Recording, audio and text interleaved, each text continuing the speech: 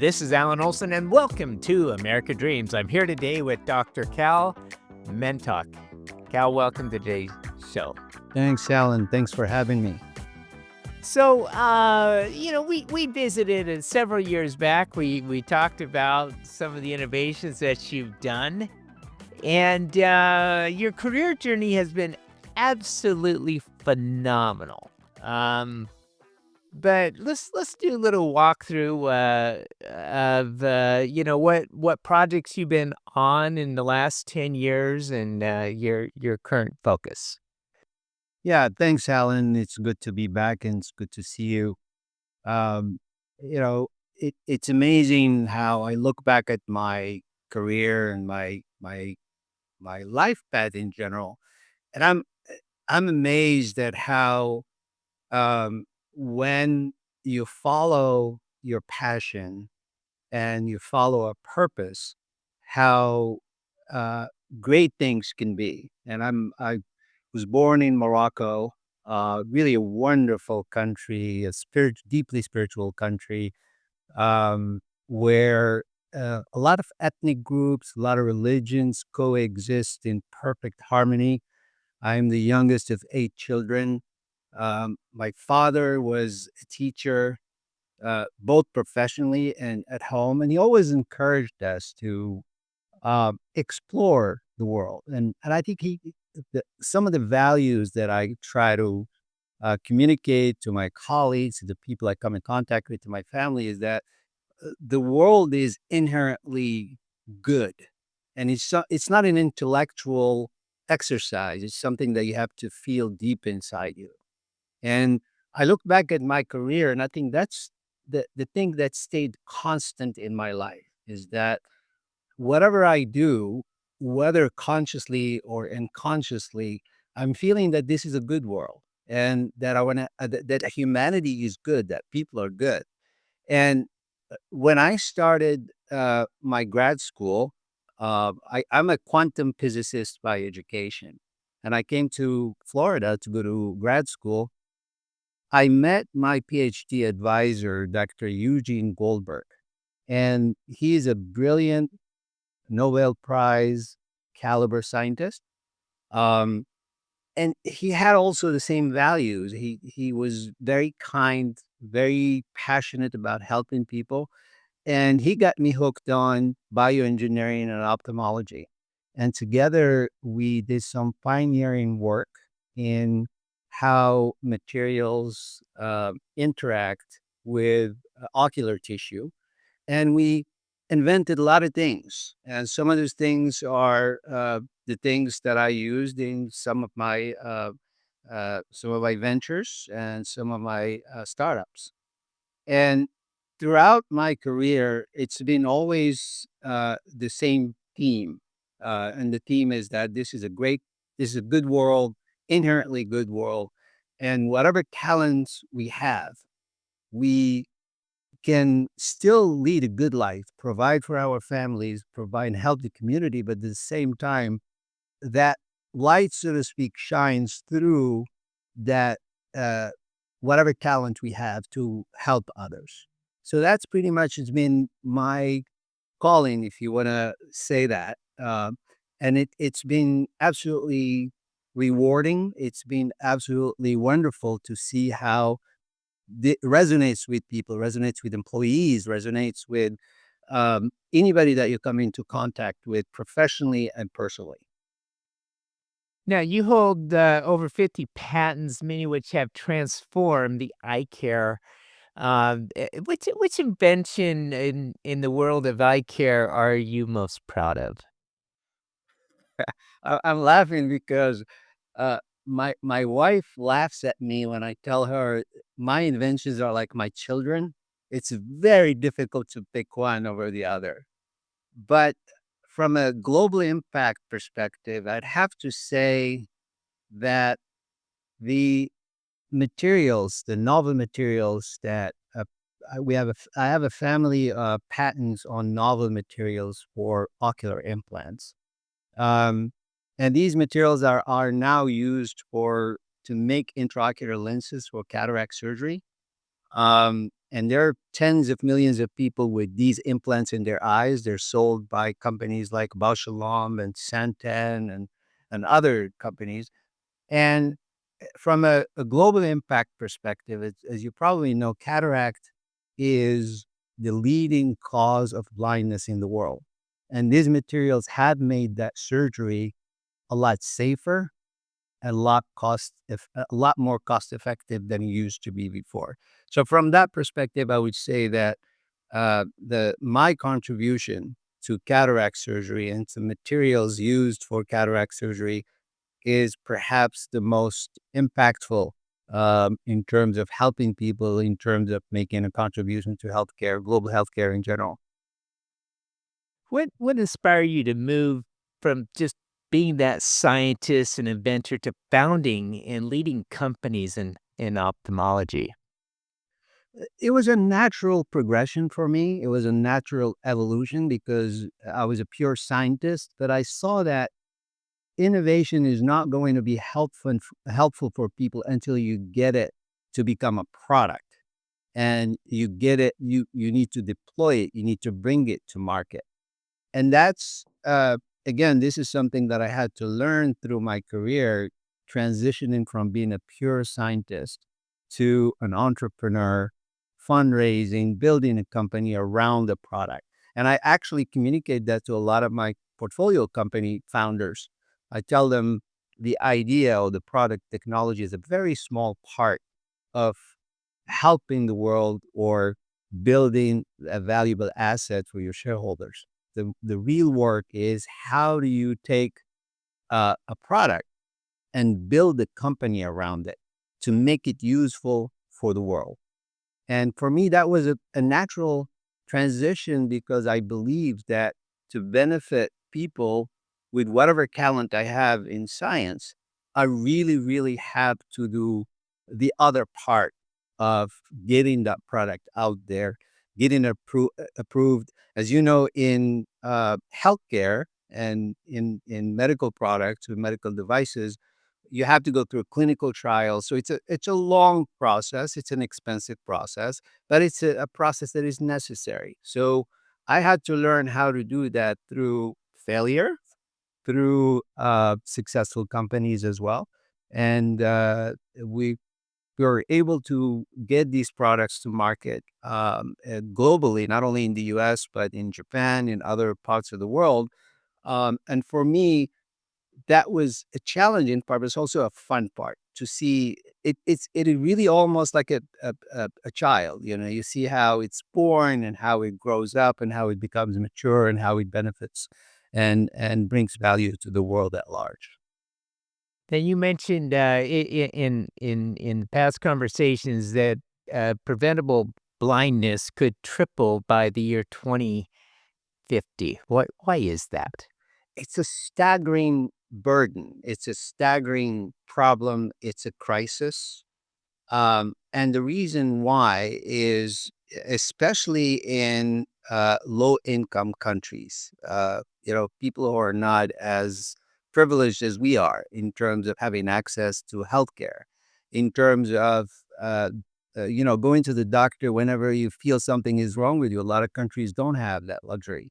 So if you look at cataract, if you look at diabetic retinopathy, glaucoma, all of these things are very prevalent in Africa, very prevalent in Asia, and the speed and the pace at which we are addressing this issue in low-income country is not keeping up with the increase of the problems and the increase of people suffering from these issues. So, and this is very relevant to the new initiative that we're talking about, is that if we keep doing the same things we're doing today, I mean, there's a lot of wonderful people out there trying to help, donating money, going to these countries, doing cataract surgeries everywhere. And I was part of two big organizations that are doing that right now. They're doing great things. They're great people. The problem is that the solution is not effective enough, because it's a huge challenge. You've got about 800 million people in the world suffering from either blindness or some kind of vision impairment.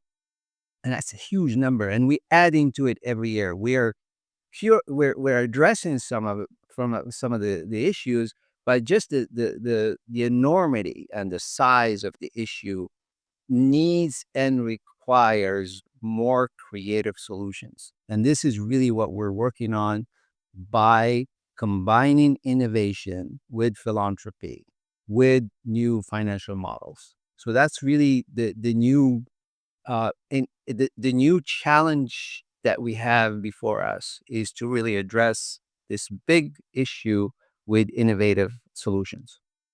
Now the Vision Innovation Institute is partnering with Andrew Doherty's Vision Foundation on the project. How do these two organizations complement each other in practice? Yeah, so the foundation was founded by my good friend, Dr. Paul Doherty, just an amazing, amazing surgeon and an amazing human being who's really passionate about curing blindness globally. And this is a nonprofit foundation. And um, the Vision Innovation Institute is a for profit company that is developing new technologies tailored to low income countries. So the idea is to have these companies work together so that the innovations that the institute is coming up with and getting products to market through it's a very talented team. These technologies will be deployed by the foundation, by the nonprofit foundation. The we will have infrastructure. So you can think of the foundation as a conventional nonprofit organization, very similar to uh, Cure Blindness or Orbis, but that will have access to innovative products that are tailored specifically for those countries in terms of cost, in terms of high quality, um, and in terms of how do we deploy these systems. So that's really the idea behind combining the two entities. And what are some of the challenges right now in the trying to implement this mission at a global scale for low and middle income countries? And how are you addressing these challenges? So we see ourselves as startups. This is like both entities are in startup mode right now. So the challenges are the challenge. First of all, the challenges that you would see with conventional startups, where you would have to fundraise, you'd have to build a team, you have to build systems around the idea. But if you look at low income countries in general, the challenges they have is that they have very little resources in financial resources and infrastructure, first of all. And one of the biggest challenges, having worked with two of the biggest organizations delivering these kind of eye care systems to these low income countries, is awareness. People are just not aware that they can have access to certain to a certain system of care. And some of these things um, i- are challenges from the perspective of building, first of all, grassroots community awareness that people who have eye care issues um, can have access, first of all, to diagnostic tools. They can have access to a community of people who can help them with that issue. So that's the first challenge in a lot of these countries. They're not even aware that there's help out there. The first thing is to build local capabilities by training local people to address these issues with global support from us. And that's also somewhat of a new idea that we're trying to implement, is that to address these challenges, we're going to address them from with an innovative approach. And this is one of them: training people on the ground to do the surgeries, training them how to use innovative products, because a lot of these surgeons are trained to use outdated diagnostic tools, outdated surgical kits, surgical products. Our objective is to change that, is to train these people to use the gold standards that we're using in the US or we're using in Europe, and do it in a way that allows them to grow their network locally. Um, and in my mind, in my belief, this is the only way to address this big problem. I mean, you can't really do it remotely. You can't do it with doing one or two missions or 10 missions a year, because just the scale of the issue is too big. I'm just curious that when you look at the U.S. system of, doing the research and development in the area of healthcare and eye care, a lot of standards, a lot of processing, and I don't know if it's the most efficient. My guess from an outsider looking in is they want to be careful not to make mistakes, but do you find, working in the third world countries that the time you can take to get solutions out there is much more efficient? Alan, it's interesting that you say that, because there's really big organization trying to answer that question and see if they can be more efficient in delivering solutions to low income countries. So you're asking a question that comes up a lot. I mean, the World Health Organization, uh, uh, and other big organizations are trying to see whether they can take the systems that are working in the US or Europe and deliver them in a way that allows them to be more efficient. And I think that's precisely what we're talking about here, is that it extremely challenging to take systems that are working in a country where there are so many other things helping that system, and kind of uproot them and take them to Ethiopia, or take them to Ghana, or take them to Kenya. What you have to do is start uh, to design and tailor products specifically for those markets. And that's not only the product, but also the delivery system, the platforms, the way to even communicate with people locally on how to use the systems and how to really leverage them and take advantage of them, not only for short term, but for long term sustainability, if you will. And that's really one of the challenges. I had to learn this the hard way. Again, as I said, I was with two of the biggest uh, NGOs dealing with this issue, and we couldn't really find a good answer to this question in terms of saying, you know what, I'm going to take a product and I'm going to take a system and I'm going to put it over there, whether it's a hospital, because it just doesn't work. I mean, the whole environment is different. And that's also part of my upbringing, because I grew up in Morocco, which is an African country. So I'm aware of um, uh, some of these issues, some of these subtleties that are extremely important in being efficient in those countries. Now you emphasize building purpose-driven organizations. What insight can you give to offer investors who want to align profit with purpose?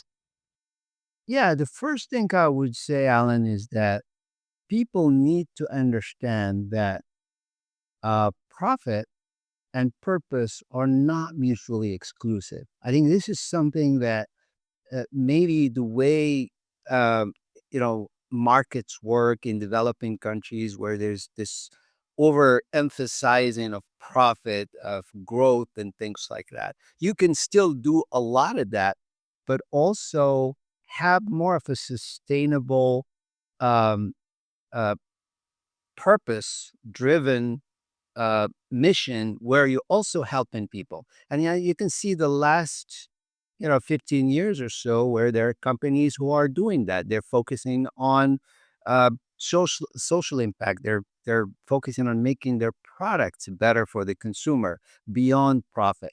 And a lot of these companies have been extremely successful because they're building loyalty, they're building trust, and they're building more of uh, a an idea that, again, this is a good world. You can still uh, build value, you can still realize incredible growth, but at the same time have a purpose driven organization. And the culture also has to be built uh, such a way that people believe in that. It's not only a facade, it's more of this is really why we're doing this because we want to make this world as a better place for the next generation.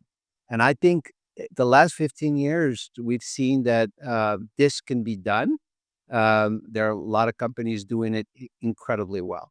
So I think for any investor who's interested in realizing profit, but also doing some good, um, this is the opportunity to do it. There are a lot of not only our initiative, but other initiatives that are that have been very successful in achieving these goals. And this is really our purpose: is to get people to get this idea to resonate with investors.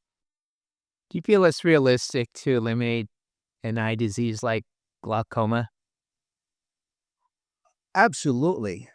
And the reason why I'm saying absolutely is that I'm an optimist.